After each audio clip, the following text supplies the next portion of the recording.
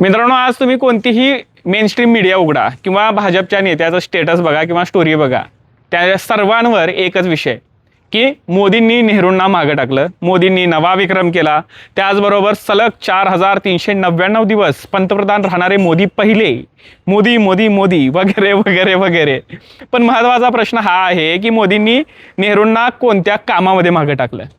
अरे, ज्या नेहरूंनी आधुनिक भारताचा पाया रचला, ज्या काळात भारताला सुई बनवता येत नव्हती, त्या काळात वैज्ञानिक दृष्टिकोन असेल, औद्योगिक शैक्षणिक क्रांतीची बीजं ही नेहरूंनी रोवलेली आहेत.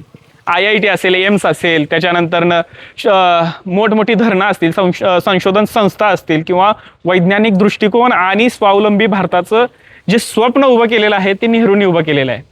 पण आजही भाजप असेल किंवा भाजपचे प्रत्येक यश हे जे आहे, भाजपला जे जे यश मिळतंय त्याची तुलना भाजपला फक्त नेहरूंशी करावीशी वाटते.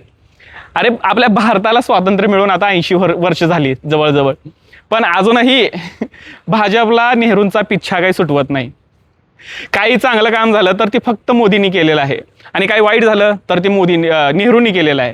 एखादा प्रश्न विचारला, नेहरू. टीका झाली, नेहरू. अपयश आलं, नेहरू. अरे, सोडा त्या नेहरूला. आता झालं नेहरू नेहरू, गेला तो नेहरू, आता बाहेर निघून गेलाय.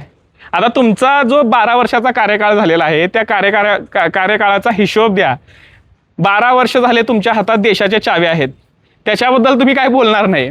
आज देशासमोर बेरोजगारी असेल, शिक्षण असेल, महागाई असेल, शेतकऱ्यांचे प्रश्न असतील, आरोग्य व्यवस्था असेल, आर्थिक विषमता, असे अनेक आव्हानं देशासमोर आहेत. पण भाजपने किंवा भाजपचे नेते हे मोदी पूजेमध्ये इतके व्यस्त आहेत ना की बास भाई, त्यांना मोदीच्या समोर आहे ना देशच दिसेन असं झालंय.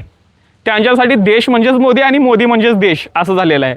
आता मोदी आणि भाजपला नेहरूंच्या विक्रमांसमोर किंवा त्या आकड्यांच्या मागे लागण्यात किंवा त्या आकडे पाहण्यामध्ये जे आनंद मिळतोय ना, त्यांना दुसरं कशात मिळत नाही.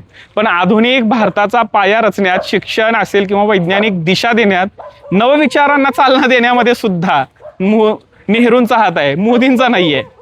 पण भाजप असेल किंवा मोदी असेल, ह्यांची स्पर्धा ही सध्याच्या विरोधकांसोबत नाही आहे, ती आजही नेहरूंसोबतच आहे.